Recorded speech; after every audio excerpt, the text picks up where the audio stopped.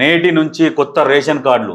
సూర్యాపేట జిల్లా తిరుమలగిరిలో పంపిణీ చేయనున్న సీఎం రేవంత్ రెడ్డి సాయంత్రం బహిరంగ సభలో ప్రసంగం. రేపు ఢిల్లీకి ముఖ్యమంత్రి రేవంత్ పివి సంస్మరణ సభలో పాల్గొనే ఛాన్స్. అక్కడ ఏపీ సీఎం చంద్రబాబుతో వేదిక పంచుకోనున్న రేవంత్ రెడ్డి.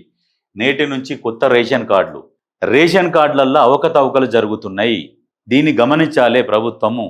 అంటే అధికారుల అవకతవకలు జరుగుతున్నాయి. అధికారులు ఏం చేస్తున్నారు అంటే, ఎక్కడైతే రేషన్ కార్డులు ఉన్నాయో, ఇక్కడ ఫలానా సో అండ్ సో అంబర్పేట ఏరియాల డిప్యూటీ తహసీల్దార్ ఉన్నది. ఆమె పేరు ఏదో పేరున్నది. ఆమె ఏం చేస్తున్నదంటే, ఈ ఏరియాలో ఉన్న వాళ్ళకు ఎవరైతే ఉన్నారో కాంగ్రెస్ సానుభూతి పరులు కావచ్చు, కొంతమంది ఎవరైనా ఉంటే అటువంటి వాళ్ళకు అసలు రేషన్ కార్డు అనగానే ఇష్యూ ఏమంటుంది, 360లో మీకు అది కారు ఉన్నదని చూపిస్తున్నది. సెకండ్ హ్యాండ్లో కారు కొనుక్కున్నాను కూడా కారు ఉన్నదని చూపిస్తుందంట. ధరణిలో మీకు భూమి ఉన్నది, అందుకనే మీ రేషన్ కార్డు కట్, మీకు ప్లాట్ ఉన్నది కట్. మరి అదే వేరే వాళ్ళకు ఉన్నోళ్ళకి అందరికీ ఇష్యూ చేస్తున్నది ఆమె.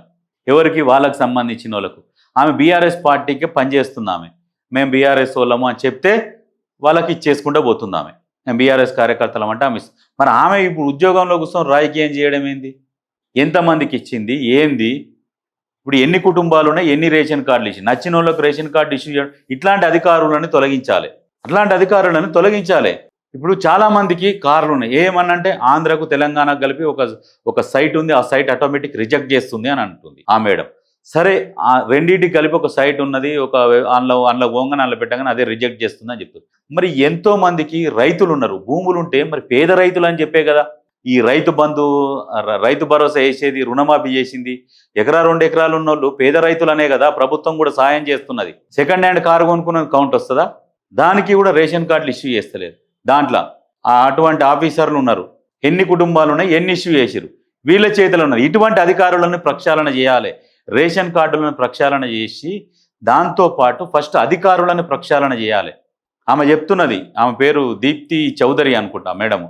ఆమె ఏమంటుంది డైరెక్ట్, మేము ఇయ్యము, మేము ఇప్పటికీ 700 రేషన్ కార్డు రిజెక్ట్ చేసిన, నేను చాలా చేసిన అని మాట్లాడుతుంది. అంటే మరి మిగతా దగ్గర చాలామందికి కార్లు భూములు ఉన్న వాళ్ళకి రేషన్ కార్డులు ఇష్యూ చేసిరు. మరి అదే ఉమ్మడి రాష్ట్రాల కలిపి ఒక సైట్ ఉందని అంటున్నారు కదా, మరి ఆ సైట్ వాళ్ళది ఎందుకు రిజెక్ట్ చేయలేదు? చాలామంది కార్లు ఉన్నాయి, వాళ్ళని ఎందుకు రిజెక్ట్ చేయలేదు? ఇండ్లు ఉన్నాయి, కార్లు ఉన్నాయి, భూములు ఉన్నాయి, ఐటీ కడుతున్నారు, అన్ని కడుతున్న వాళ్ళకి కూడా కార్డులు ఇష్యూ చేస్తున్నారు వీళ్ళు. మరి అస్సలైన వాళ్ళు పేదోళ్ళకి ఇష్యూ చేస్తలేరు కార్డులు. మరి ఏంది ఇక్కడ ఏం జరుగుతున్నది? దీని మీద ప్రభుత్వం స్పందించి అటువంటి ఆఫీసర్ల మీద చర్యలు తీసుకోవాలి, ఎంక్వైరీ చేయాలి. ఎంక్వైరీ చేసి చర్యలు తీసుకుంటే చక్కగా జరుగుతుంది. ఇప్పుడు ఎన్ని లక్షల కుటుంబాలు ఉన్నాయి, ఎన్ని కార్డులు ఇష్యూ చేసిరు, ఎంతమంది పేదలు అనేది క్లియర్గా తెలుసుకోవాలి. కార్లు ఎన్ని ఉన్నాయి తెలంగాణలో తెలియదు. ఆధార్ కార్డులు కొడితే మరి అన్ని కుటుంబాలకు ఎట్లా ఇష్యూ అయినాయి కార్డులు? ఈ మొక్కామనే ఆఫీసరా, ఈ మొక్కామనే రూల్స్ పాటిస్తుందా అంటే అది కూడా లేదు. మళ్ళీ వేరే వాళ్ళకైతేనేమి ఇస్తుంది. బీఆర్ఎస్ వాళ్ళకట, వాళ్ళకట, వీళ్ళకట. ఇట్లా కొన్ని పార్టీలకు కొమ్ము కాసే అధికారులు ఉంటే నిజంగా తెలంగాణ ప్రజలకు చాలా నష్టం. అసలైన నిరుపేదలకు మాత్రం ఏమి అందకుండా పోతాయి. అసలు పేదలకు ఇస్తలేరు, కార్లు అవన్నీ ఉన్న వాళ్ళకి ఇస్తున్నారు. ఆమె అట్లా ర్యాష్గా మాట్లాడుతుంది జనాలతో కూడా ఆఫీసర్ ఆమె. ఇది కరెక్ట్ కాదు. ప్రభుత్వం దీని మీద స్పందించి అటువంటి అధికారులని అసలు తీసి పక్కకు పెట్టాలి. ఆమెకు ఒక పద్ధతిగా వీళ్ళు పేదలు వీళ్ళకి ఇయ్యాలనే అసలు ఆలోచన లేదు ఆఫీసర్కి అయితే. అటువంటి ఆఫీసర్లు ఎందుకు ప్రభుత్వంలో? పేద ప్రజలకు న్యాయం చేసేందుకే కదా ఇంత ప్రభుత్వం ఇంత కష్టపడుతున్నది. ప్రభుత్వం ఎంత కష్టపడ్డా కానీ అధికారులు సహకరిస్తలేరు.